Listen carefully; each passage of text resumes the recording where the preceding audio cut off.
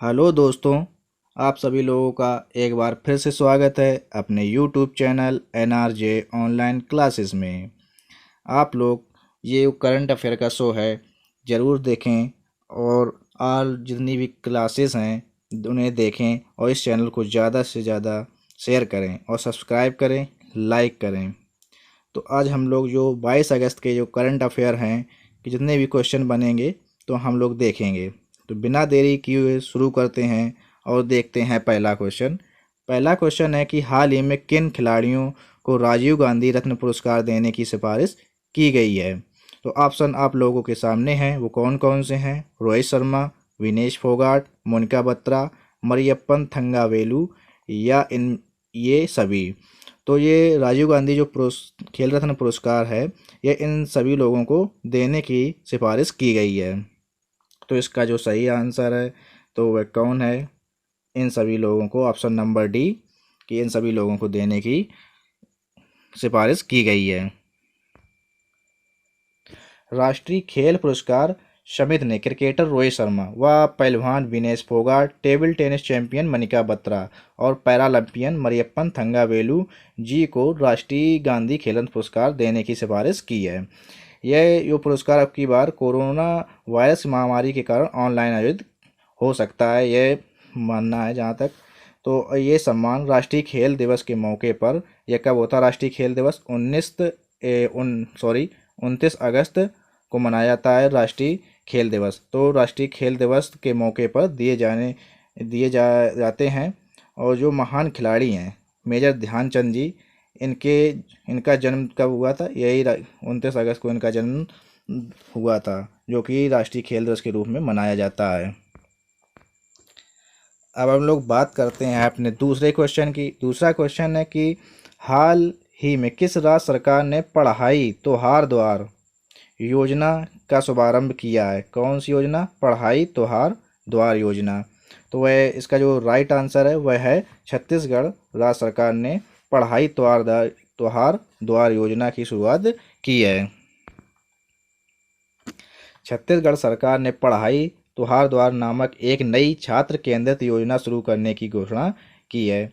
यह योजना स्कूली छात्रों को कोरोना वायरस प्रकोप के कारण कक्षाओं के बंद होने के मद्देनज़र अपने क्षेत्रों और गांवों के समुदाय की मदद से अध्ययन करने में सक्षम बनाएगी। जैसा कि अब की बार कोरोना वायरस प्रकोप है, उसमें जो स्कूल की जो क्लास हैं उन्हें जो बंद करना पड़ा है, तो उसके मद्देनज़र रखते हुए छात्रों को, जैसे गांव में इंटरनेट की सेवा नहीं हो पाती है, कहीं कहीं कहीं लड़कों के पास में मोबाइल की सुविधा नहीं होती है, तो इसमें क्या होगा कि पढ़ाई द्वार द्वार मतलब द्वार द्वार जाके पढ़ाई योजना छत्तीसगढ़ सरकार ने की है।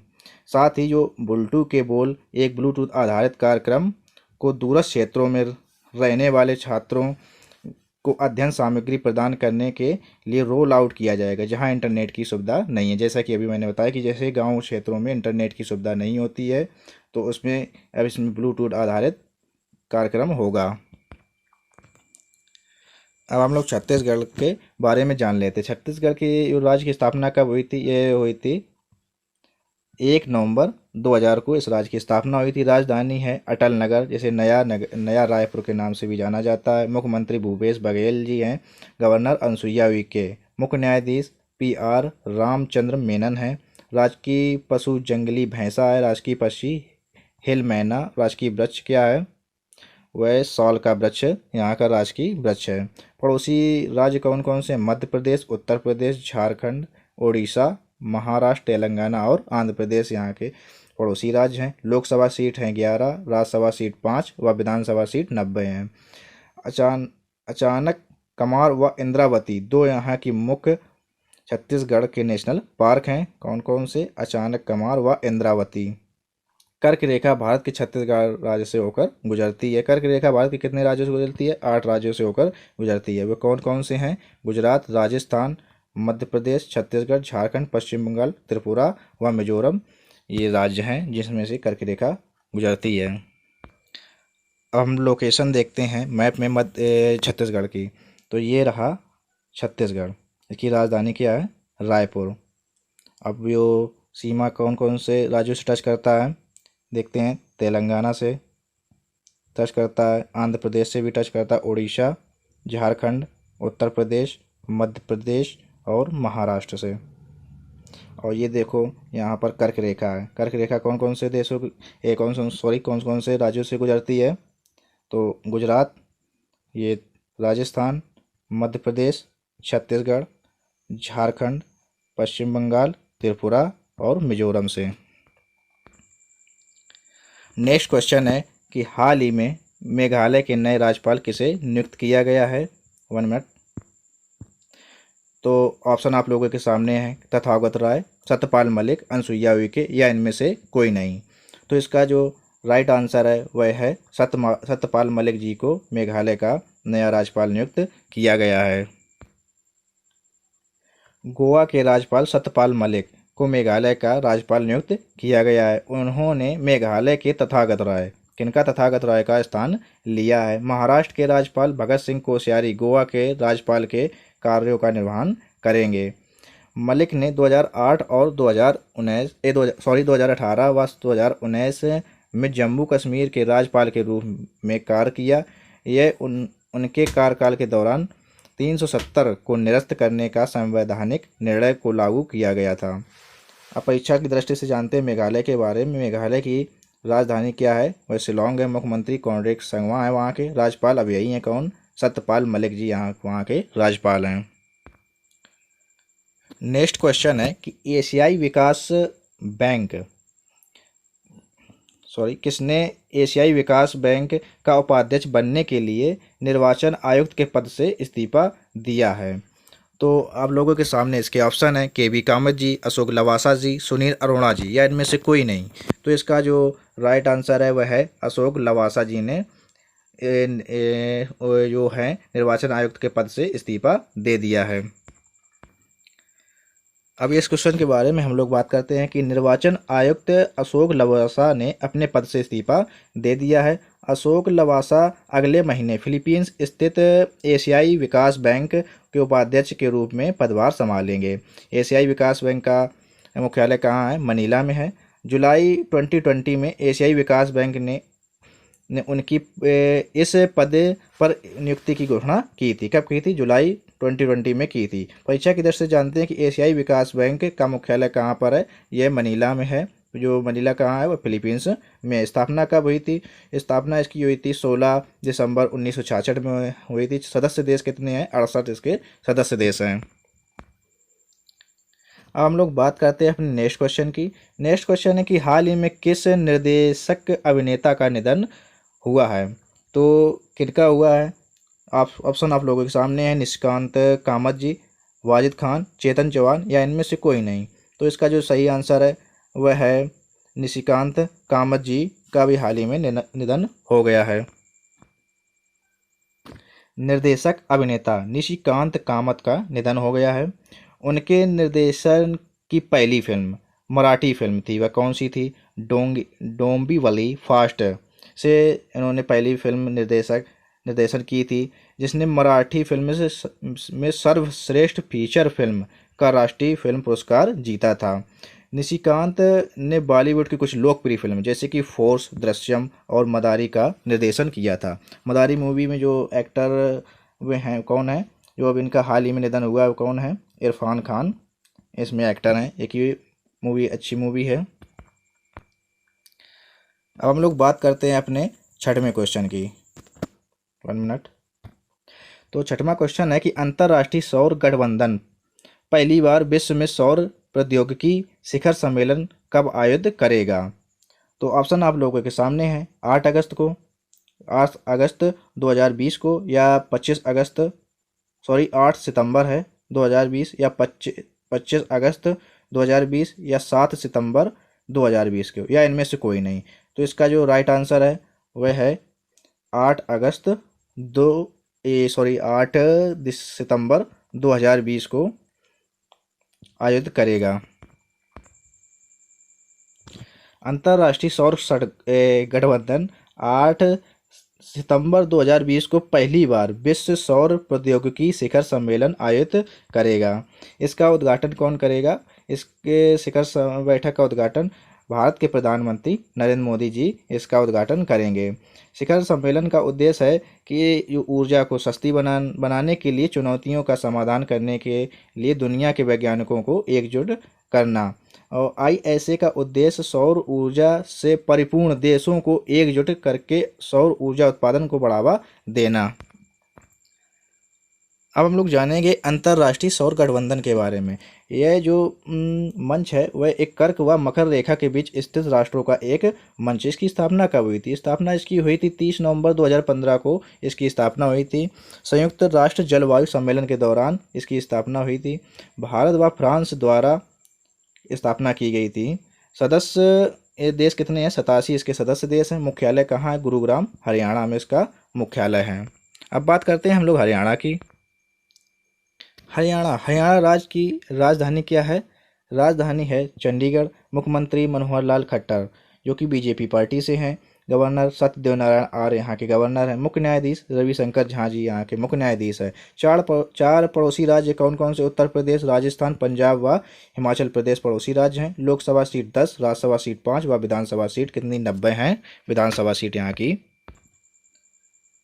ये है भारत का मैप। इसमें देखते हैं हरियाणा की लोकेशन। हरियाणा कहाँ पे है? हरियाणा ये है। अब ये देखते हैं सीमा साझा करने वाले राज्य कौन से हैं? उत्तर प्रदेश, राजस्थान, पंजाब व हिमाचल प्रदेश। उत्तराखंड की इसकी सीमा टच नहीं होती है। क्वेश्चन भी बन सकता है कि हरियाणा की सीमा क्या उत्तराखंड से टच होती है? तो नहीं होती है उत्तराखंड से इसकी सीमा टच। अब हम लोग बात कर लेते हैं अपने नेक्स्ट क्वेश्चन की। 1 मिनट, मार्कर थोड़ा चेंज करें। तो जो नेक्स्ट क्वेश्चन है कि अटल रैंकिंग ऑफ, यहाँ ऑफ है, आप नहीं है, Atal ranking of institute on innovation achievements की सूची में पहले स्थान पर कौन सा संस्थान रहा है? तो इसके जो ऑप्शन आप लोगों के सामने हैं कौन कौन से? IIT Madras, IIT Kanpur, IIT Delhi या IIT बॉम्बे। तो जो शीर्ष पर रहा है वह है IIT मद्रास रहा है। मद्रास के भारतीय प्रौद्योगिकी, 1 मिनट मार्कर लगाते हैं, प्रौद्योगिकी संस्थान IIT ने लगातार दूसरे वर्ष भी भारत के शीर्ष नवाचार शैक्षणिक संस्थानों की सूची में पहला स्थान बनाए रखा है। इस प्रतिष्ठित संस्थान को Atal ranking of institute on innovation achievement से पहला दर्जा दिया गया है। इसी सूची में दूसरे स्थान पर कौन है? दूसरे स्थान पर IIT मुंबई तथा तीसरे स्थान पर IIT दिल्ली है। अब हम लोग बात कर लेते हैं हमने 8वें क्वेश्चन की। 8वां क्वेश्चन है कि हाल ही में BSF के नए महानिदेशक किसे नियुक्त किया गया है? ऑप्शन आप लोगों के सामने हैं। ऑप्शन कौन कौन से हैं? राकेश अस्थाना, अजीत डोभाल जी व अनिल धस्माना जी, या इनमें से कोई नहीं। तो इसका जो राइट आंसर है वह क्या है? राकेश अस्थाना जी को BSF के महानिदेशक नियुक्त किया गया है। 1984 बैच के IPS अधिकारी राकेश अस्थाना को सीमा सुरक्षा बल यानी BSF का महानिदेशक नियुक्त किया गया है। वर्तमान में bureau of civil aviation security के DG के पद पर हैं। राकेश अस्थाना के पास फिलहाल नारकोटिक कंट्रोल ब्यूरो के प्रमुख का अतिरिक्त प्रभार भी है। परीक्षा की दृष्टि से कि सीमा सुरक्षा बल यानी कि BSF की स्थापना कब हुई थी? स्थापना इसकी हुई थी 1 दिसंबर 1965 में इसकी स्थापना हुई थी। कार्य क्या है? भारत की अंतर्राष्ट्रीय सीमा यानी कि पाकिस्तान व बांग्लादेश सीमा पर की रक्षा करना इनका कार्य है। आज का नेक्स्ट क्वेश्चन है कि ग्वालियर चंबल एक्सप्रेसवे का नाम बदल कर किसके नाम पर करने की घोषणा की गई है? तो इसके ऑप्शन आप लोगों के सामने हैं। अटल बिहारी वाजपेयी जी के नाम पर, या पंडित दीनदयाल के नाम पर, या श्यामा प्रसाद मुखर्जी जी के नाम पर, या इनमें से कोई नहीं। तो इसका जो राइट आंसर है वह है अटल बिहारी वाजपेयी जी के नाम पर करने की घोषणा की गई है। मध्य प्रदेश सरकार की महत्वाकांक्षी योजना चंबल प्रोग्रेस वे का नाम अब अटल बिहारी वाजपेयी के नाम पर होगा। मध्य प्रदेश के मुख्यमंत्री शिवराज सिंह चौहान ने 16 अगस्त 2020 को पूर्व प्रधानमंत्री अटल बिहारी वाजपेयी की दूसरी पुण्यतिथि पर इसकी घोषणा की है। यह एक्सप्रेस वे उत्तर प्रदेश के इटावा और राजस्थान के ऐतिहासिक शहर कोटा को मध्य प्रदेश से जोड़ेगा। किसको? इटावा व कोटा शहर को जोड़ेगा। अब हम लोग बात कर लेते हैं अपने मध्य प्रदेश की। ये है इंडिया का मैप। इसमें देखते हैं मध्य प्रदेश की लोकेशन। मध्य प्रदेश ये रहा, इसकी राजधानी ये है, और जो सीमा जो साझा करता है वे कौन कौन से हैं। महाराष्ट्र राज्य से सीमा साझा करता है, छत्तीसगढ़ से, उत्तर प्रदेश से साझा करता है, राजस्थान व गुजरात से मध्य प्रदेश अपनी सीमा साझा करता है। अब हम लोग जानते हैं मध्य प्रदेश के बारे में। मध्य प्रदेश की राजधानी क्या है? भोपाल यहाँ की राजधानी है। मुख्यमंत्री शिवराज सिंह चौहान यहाँ के मुख्यमंत्री हैं। गवर्नर यहाँ कौन है? आनंदीबेन पटेल जी यहाँ की गवर्नर है। स्थायी गवर्नर, अस्थायी नहीं, सॉरी यहाँ मिसप्रिंट है, स्थायी यहाँ की गवर्नर हैं ये। और उच्च न्यायालय के मुख्य न्यायाधीश कौन है? अजय कुमार मित्तल जी यहाँ के मुख्य न्यायाधीश हैं। लोकसभा सीट 29, राज्यसभा सीट 11 व विधानसभा सीट 230 है यहाँ की। मध्य प्रदेश के 5 पड़ोसी राज्य जो अभी हाल ही में आपको बताए कौन कौन से। महाराष्ट्र, छत्तीसगढ़, उत्तर प्रदेश, राजस्थान व गुजरात पड़ोसी राज्य हैं। मध्य प्रदेश के राष्ट्रीय उद्यान कौन कौन से हैं? कान्हा राष्ट्रीय उद्यान, बांधवगढ़ राष्ट्रीय उद्यान, पन्ना राष्ट्रीय उद्यान, सतपुड़ा राष्ट्रीय उद्यान, वन विहार राष्ट्रीय उद्यान, इंदिरा प्रियदर्शनी पेंच राष्ट्रीय उद्यान, संजय राष्ट्रीय उद्यान, मंडेला प्लांट फॉसिल, ये सभी नेशनल पार्क मध्य प्रदेश में स्थित है। जो यहाँ पेंच राष्ट्रीय उद्यान है ये मध्य प्रदेश तथा महाराष्ट्र की सीमा पर स्थित है। कर्क रेखा भारत के मध्य प्रदेश से होकर गुजरती है। कर्क रेखा भारत के कितने राज्यों से होकर गुजरती है? अभी मैंने पिछले क्वेश्चन बताया था, 8 राज्यों से होकर गुजरती है। कौन कौन से हैं? गुजरात, राजस्थान, मध्य प्रदेश, छत्तीसगढ़, झारखंड, पश्चिम बंगाल, त्रिपुरा व मिजोरम से होकर गुजरती है। आज का अंतिम क्वेश्चन है कि किस राज्य सरकार में विश्व का सबसे लंबा पियर ब्रिज बनने जा रहा है? तो ऑप्शन आप लोगों के सामने है मणिपुर, असम, मेघालय, त्रिपुरा। तो इसका जो राइट आंसर है वह है मणिपुर राज्य सरकार में विश्व का सबसे लंबा पियर ब्रिज बनने जा रहा है। भारतीय रेलवे मणिपुर राज्य में दुनिया का सबसे लंबा पियर ब्रिज निर्माण कर रहा है। यह पुल 141 मीटर ऊंचा है। इसने मेंटेनेग्रो यूरोप में है 139 मीटर लंबे माला रिकेजा पुल का रिकॉर्ड को पीछे छोड़ दिया है। इस पुल की कुल लंबाई कितनी है? 703 मीटर इस पुल की लंबाई है। परीक्षा की दृष्टि से जानते हैं कि मणिपुर राज्य की राजधानी क्या है। इम्फाल। मुख्यमंत्री कौन है? एन बीरेन सिंह यहाँ के मुख्यमंत्री हैं। और जो राज्यपाल हैं वह हैं नजमा हेपतुल्ला जी यहाँ की राज्यपाल हैं। फ्रेंड्स, अगर आप लोगों को ये वीडियो अच्छा लगा हो तो आप इस चैनल को सब्सक्राइब करें और इस वीडियो को लाइक करें और ज़्यादा से ज़्यादा शेयर करें।